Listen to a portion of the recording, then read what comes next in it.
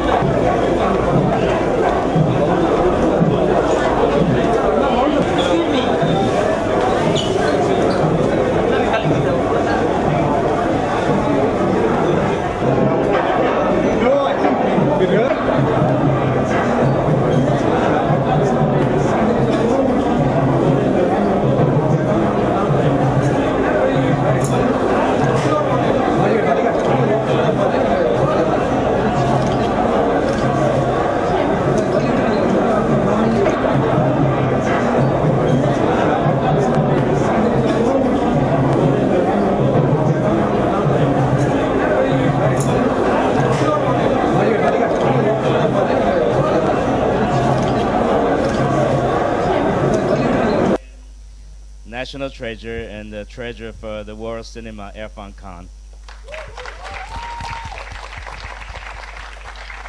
So it would be wonderful if you can share a few words with us. Thank you so much. Hello, hello, hello, hello. I'm so proud to be here with this film and in front of you. In my childhood, I was not allowed to see films, you know. Whenever we used to go to watch films, any film used to engage me a lot. I didn't know the definition of a bad film. When people used to say it's not a good film, I never used to understand why they are saying it's not a good film. Every film was good for me. And then, you know, in teenage, when I used to watch films, I used to get engaged with the films, but when I used to come out of the theater, I used to yawn a lot. I kept yawning, you know, after the film. I didn't know why. And the films which I have done earlier, they all had kind of adult theme, and I haven't done film which I could show to my kids. And I was longing to do a film which concerns me, which I can show it to my kid, you know. And here is this film which I can show it to my child now, and he can watch it again when he's teenager. Then he can watch it again when he's middle-aged. Then he can watch it again when he's old. And I think he can watch it when he chooses to leave this planet. At that time also he can watch this film, and he will get something out of it. Thank you so much. Great actress, great movie star, my angel, everybody. Our angel. Taboo. Morning, Vanakkam. Very happy to be here. Long and fantastic association with Chennai. All my friends are here. Some of my best friends are here. So today I feel like I'm back home. Today, for the first time, I watched the footage absolutely in a relaxed fashion, like I have not worked in it, because at the back of my mind, I feel I'm home now.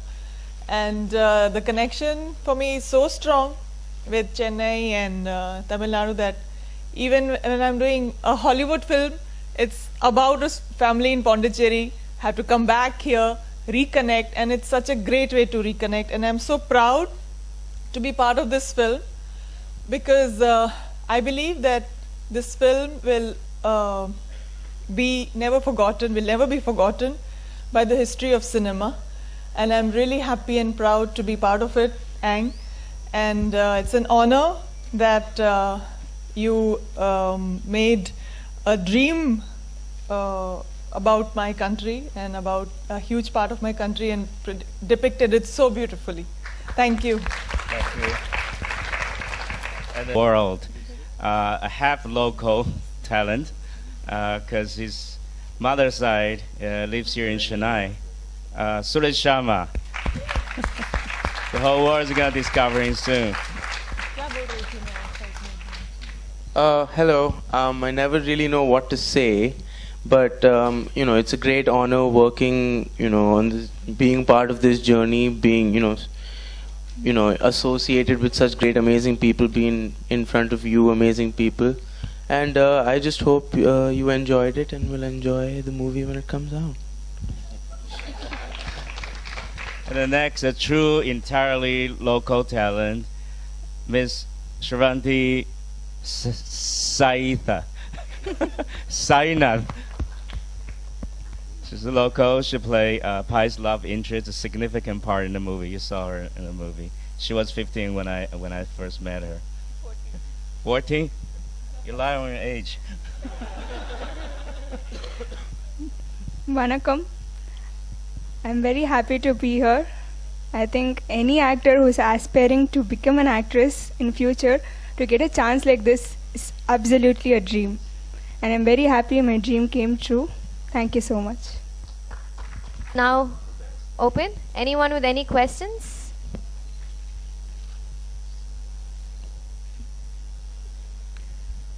We also request Mr. Sundar Kimatrai to join us on stage.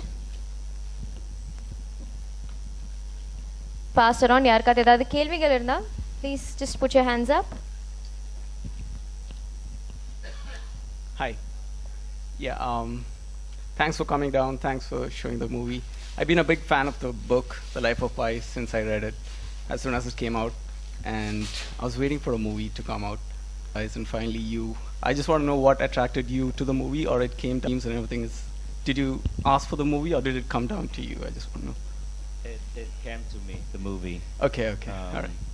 I read the book like you when it first came out. Sure. I really pretty much the same reaction like you had. I thought the book was fantastical and also mind-boggling because it's both adventure, incredible adventure, fantastical storytelling, and later part of the movie I realized it's a really a philosophical book that examines storytelling, not so much as it promised a story that make you believe in God, but really discuss the power of storytelling. That's what I do. So it's an examination of illusion, which is more truthful to me than the things we can prove, the things we can touch. So I do have that feeling in life. So it haunted me for a long time, but I didn't pursue it. I knew it was an impossible movie to make. It would be so expensive. It just doesn't make sense that you make an endeavor try to bring on the big screen. And then about 4 or 5 years ago, Fox approached me. They said, this is available.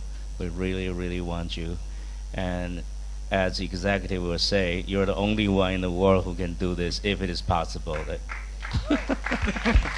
That's just the way they talk, but I got triggered. And I said, no, you cannot make this. This is crazy. I don't believe you're going to put up the money to do something like that. And 8 months later, I was still thinking about it. I was thinking, how can I crack this thing down? As a avid filmmaker, I'm really curious. Not only physically it's impossible, but how do you create? Movies are illusional. It's a projection. And it's pretty mandatory on your attention. It's not like reading a book. It's indirect. It's right on your face.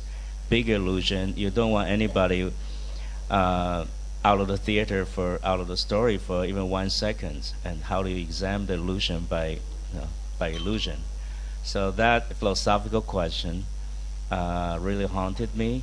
And of course, some of the images that started to happen as I was thinking how to structure it, how I go about it, and I just got hooked. Then I had this naive thought, like all movie started with is a naive, silly idea. I thought if it's impossible, maybe if I add another dimension, for example, 3D, maybe it'll become possible. This is 3-4 years ago before I know what I was talking about. But it was a long journey. Fox approached me. They put trust in me. And it is a long, unfortunately, like Pi's journey is pretty painful. Feels like no pain, no gain. Anything spiritual that derived from suffering, that's just a necessity. But I think that journey is really worth it. Mr. Lee, it's so nice to have you down here in Chennai. So one thing we wanted Really to... my pleasure. Really. Thank you so much. Thank you so much for all the team to come down here. One question which I wanted to ask you was choosing 3D as your mode of... Thank you, sir. I just told you, it's right from the beginning. It's because of 3D. I thought in a normal movie business world, this cannot happen. Not only a kid, tiger, water, and then just the material itself it just doesn't make sense. It's like an irrational number like pi. But if I want to see the circle, I need to take a leap of faith. I need another dimension, not just 3D. Like making a Hollywood movie outside of Hollywood. The biggest part, Ocean Power, is done in Taiwan. I had to create a studio and a wave tent to accommodate this, and I have to raise the bar of the CG work. And I thought that's not enough. How do you sit through a movie that's adrift from across the Pacific without Tom Hanks? I know. I have this unknown 6-year-old Indian boy. That's all I have. And a tiger I wouldn't see until like 3 years later. How do I do that? So 3D came to my mind. This is like 9 months before Avatar hits the screen. I didn't know what I was thinking, really. But I just thought maybe new media, just stretch your imagination, create new possibilities. And I did my research, my homework. I believe that 3D will do water wonders. You have seen that. I think that dimension, the moving aspect in front of you will make you really feel that you adrift with him. You go through the play with him. So starting from there, then I realized 3D is this new illusion. It should not be just used as film gimmicks in action movies, because it's still expensive. Anything new, expensive action movie will do it first. The hacks, so to speak, the big motion, things with no artistic value will get to try it first. So people didn't have high opinion about that. But I think differently. I think it's time we should introduce that and legitimize it as an artistic media. So that's where my hair is going. But it took me a long time to persuade the studio, because it will add about 25 million US dollars as a cost. It's very hard to shoot, and the post-production is just tedious. I persuade them that's worth it, because they think this is a literature property. Why would you want to do 3D? So unlike most of the time, the studio push directors to use 3D. This is the opposite. I persuade them that 3D with this movie is a big risk, but 2D with this movie, even though it's cheaper, but it's just simply a bad idea, and we struggle for a long time.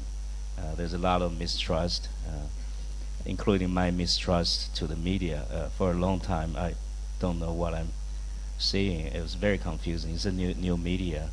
And I hope the 3Ds you see today, that's encouraging. I think we've come to a new era. We got to see movie with two eyes, like with a perspective that's different than a flat screen. You create perspective from there. Easy. It's like a breeze. Well, his part is difficult. It's not a question of Indian castle. Well, you put anybody there, you put the world's greatest actor there, everybody have a hard time, because he provides not only narration that should engage the story, but also the conclusion, which is philosophical and emotional. You know, movie is emotional, right? Unlike the book. So how do you say those philosophical points with the emotion, but it can be examined from different angles? That cubicle sort of acting is, I was guessing too, but I hope you should ask him how difficult is it to work with the Taiwanese director on the Indian film.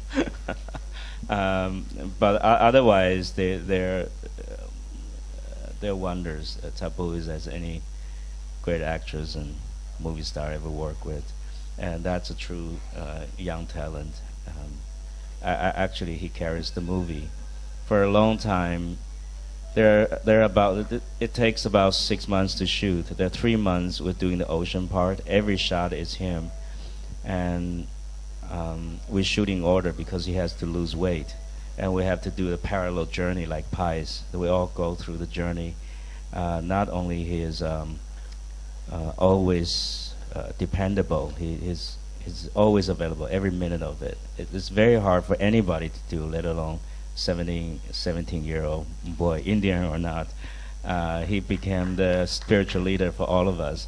We gathered some best filmmakers in the world, very sophisticated, but actually we're following him because it's about him. Every shot is him. Everybody's telling him what to do, but eventually he leads everybody. So he's really the spiritual leader and carrying the movie, which is a journey by himself. And Shravanti is just a sheer pleasure. She's from here. She played a dancer and Pai's love interest. It's not in the book, by the way, but Yamatel likes that. It's like, oh, 16-year-old boy, what was I thinking? I think about all those philosophical points. Of course, it's a 16-year-old. 90% of his lifetime is thinking about girls. That's his new religion. So we have vivid dance scenes and love interest scene, popular love, if you will, in 70s Pondicherry style. Very shy, something we're not familiar with anymore. Shyness, and it's a true innocent beauty that we found this local talent. I was very lucky to work with them. It's a brilliant Indian cast. I've been lucky in that front.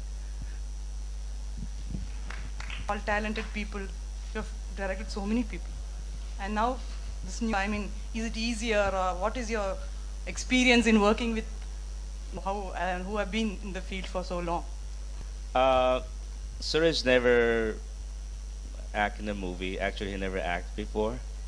I'm sorry I had to keep bringing this up, but he didn't even went to the audition. His younger brother did, but was too young. And the casting director said, "You over there, come on, can you read this?" And he actually got the part out of 3,000 kids. The beauty of young innocent talents that they don't know this is not how the movie made. They thought every movie's made this way. They have no comparison, no references.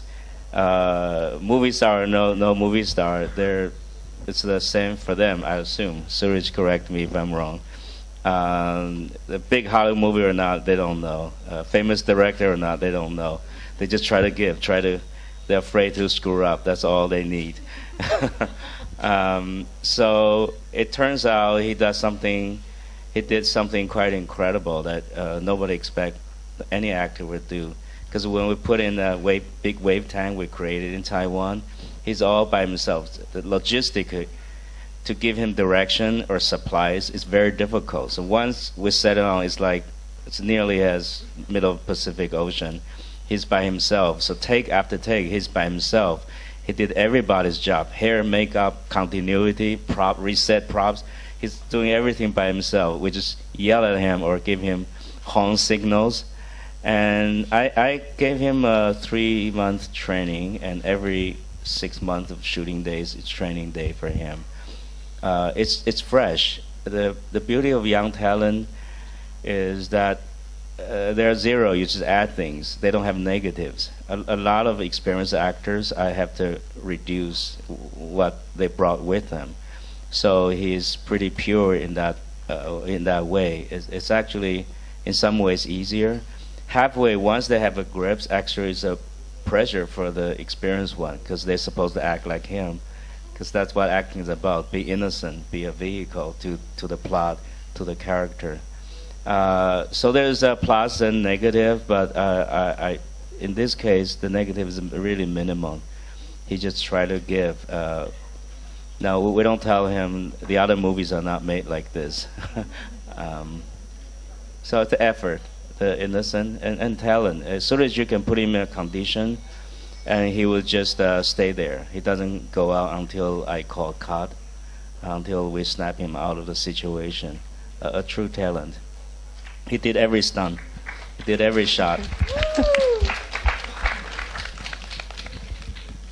I hope he liked it, but to me it's not important. The story is yours now. He passed along to me, and it's a movie. It should stand by itself. And then after you've seen the movie, I'm not important. It's not my movie. It's your movie. How you play in your head. I believe I am very loyal to the book in spirit, but making a movie, I have to make adjustments. I got his blessing early on the script for a couple times draft, and he has comment. He tried to be filmmakers. I took some of it, not taking some of them, and then so the structure, the idea, he really appreciated. And then at one point, I just wrote to him, let's start to pray to the movie gods. And then we did some 300 more drafts after that. And when you make a movie, you just try to make a scene work. It begins with a movie, but that's not the finishing line. We're not doing translation to the words, to cinema. So it has a life of its own. It wants to be a certain way. You have to be sensitive and just keep trying what's worked for cinema. So we took on that role, and he saw it. He said he liked it. I hope he's not just being polite. So one shot, which I didn't show you here, I began to see the tiger come to life as a character, but a big proportion.